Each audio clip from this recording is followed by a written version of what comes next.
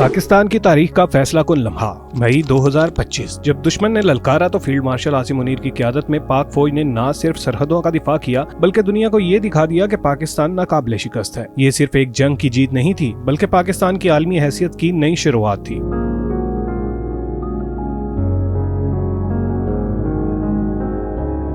जंग के फातेह ये लीडर अमन के मुआमार भी हैं। इसी साल वाशिंगटन के ईवान सदर में एक ऐसा लम्हा आया जिसने सबको हैरान कर दिया। व्हाइट हाउस में फील्ड मार्शल आसिम मुनीर की अमेरिकी सदर से मुलाकात हुई। ये महज एक रस्मी मुलाकात नहीं थी, ये एक तारीखी मोड़ था। सदर ने भारत पर 50% टैरिफ लगा दिया, लेकिन पाकिस्तान के लिए ये शरह सिर्फ 19% रखी। ये फैसला इस बात का खुला सबूत था कि वाशिंगटन अब इस्लामाबाद को एक नए जाविये से देख रहा है। सफारती तन्हाई का वो दौर जब पाकिस्तान को नजरअंदाज किया जाता था अब खत्म हो चुका था। चीन में पाक चीन ताल्लुकात को नई जिला मिली। सी पैक के मंसूबे को मजीद तहफ़्फ़ुज़ और वुसअत दी गई। बीजिंग ने खुलकर तस्लीम किया कि पाकिस्तान की फौज इस अजीम मंसूबे की रीढ़ की हड्डी है। अब ये महज एक रोड एंड पोर्ट प्रोजेक्ट नहीं रहा बल्कि खित्ते की तकदीर बदलने वाला मंसूबा है। सऊदी अरब और मुत्तहिदा अरब अमीरात ने पाकिस्तान पर एतमाद का इजहार करते हुए अरबों डॉलर की सरमायाकारी का ऐलान किया। रेकॉर्डिंग की कानों से लेकर तवानाई और इंफ्रास्ट्रक्चर के बड़े मंसूबे शुरू हुए। ये सरमायाकारी महज अदाद-ओ-शुमार नहीं बल्कि पाकिस्तान की मईशत के लिए नई जिंदगी थे।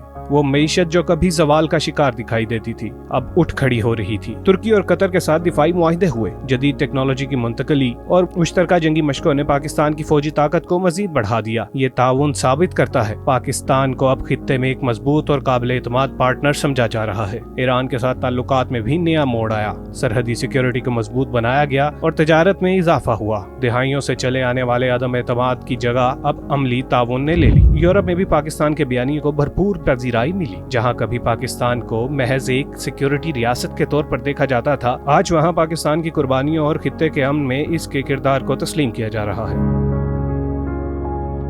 निस्फ सदी के बाद बांग्लादेश के साथ बर्फ पिघली, ताल्लुकात की बहाली शुरू हुई, तजारत का दरवाजा खुला और सकाफती रवाबित फिर से कायम हुए। ये एक ऐसा मौका था जिसने बरे सगीर में ताकत के तवाजुन को नया रुख दिया। इसी दौरान शंघाई ताउन तंजीम यानी SCO कॉन्फ्रेंस में पाकिस्तान को मरकजी हैसियत दी गई। चीन, रूस और वस्त एशियाई ममालिक ने खुलकर कहा खित्ते के अमन, तजारत, तवानाई के रास्ते पाकिस्तान के बगैर मुकम्मल नहीं हो सकते। ये वो लम्हा था जब आलमी सतह पर पाकिस्तान का वजन पहले से कहीं ज्यादा बढ़ा। ईरान इसराइल जंग के दौरान जब खलीज में तेल बरदार जहाज खतरे में आ गए, दुनिया की नजरें पाकिस्तान के साहिली इलाकों पर जम गई। गवादर और मकरान का साहिल आलमी तवानाई की हिफाजत की अलामत बन गए। इस दौरान तेल बरदार जहाजों ने पाकिस्तान के करीब से गुजरने को महफूज तरीन समझा। ये लम्हा पाकिस्तान की जुग्राफियाई अहमियत को मजीद उजागर करता है। साथ ही मईशत के नए दरवाजे खुलने लगे। बंदरगाही फेज, शिपिंग रेवेन्यू और लॉजिस्टिक्स में इजाफे ने कौमी खजाने को तकवीत दी। ये तमाम वाकयात मिलकर एक हकीकत की अक्कासी करते हैं। पाकिस्तान सफारती तन्हाई से निकल आया है। जहाँ कभी दुनिया में पाकिस्तान को नजरअंदाज किया जाता था, आज वहीं दुनिया में पाकिस्तान को एक अहम इत्तेहादी और इस खित्ते का तवाजुन कायम रखने वाला मुल्क मान रही है। आज पाकिस्तान न सिर्फ एक मजबूत फौजी ताकत है बल्कि एक उभरती हुई सफारती, मुआशी और टेक्नोलॉजी कुव्वत भी है। अमेरिका से चीन तक, सऊदी अरब से तुर्की तक, यूरोप से बांग्लादेश तक, हर जगह पाकिस्तान को एक अहम शराकतदार के तौर पर देखा जा रहा है। ये सब कामयाबियां एक ही नाम से जुड़ी हैं, फील्ड मार्शल आसिम मुनीर। वो सिपा सालार जिसने पाकिस्तान को दिफा से डिप्लोमेसी तक, मैदान में जंग से मईशत तक एक नई शिनाख्त दी।